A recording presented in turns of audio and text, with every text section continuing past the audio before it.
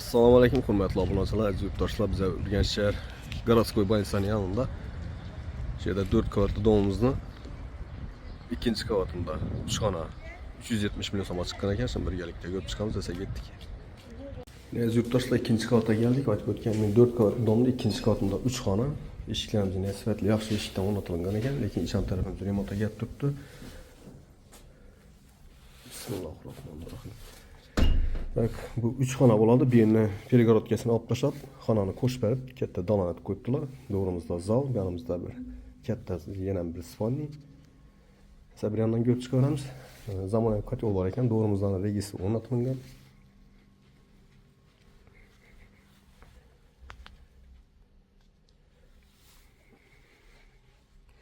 Birimiz yana bir katta zal berib, birini spalni qo'yibdilar ekan.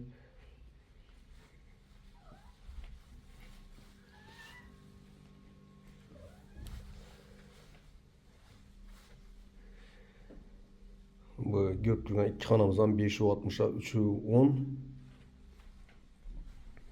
Birimizden bir katta xonasi.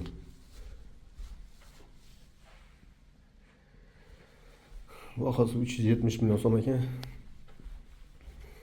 Üstünde gap kelishadi. Bu yanımız hojatxonasi. Bu yanımız vanda joyi.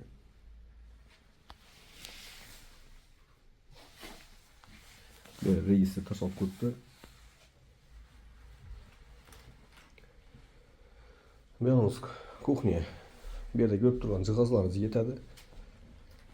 Yerimiz 2 metre 6 metrelik verandası, balkon. Bir yanda stenli kotel içeri o'rnatilgan. Bir yerda ko'rib turgan narsalarimiz qoladi.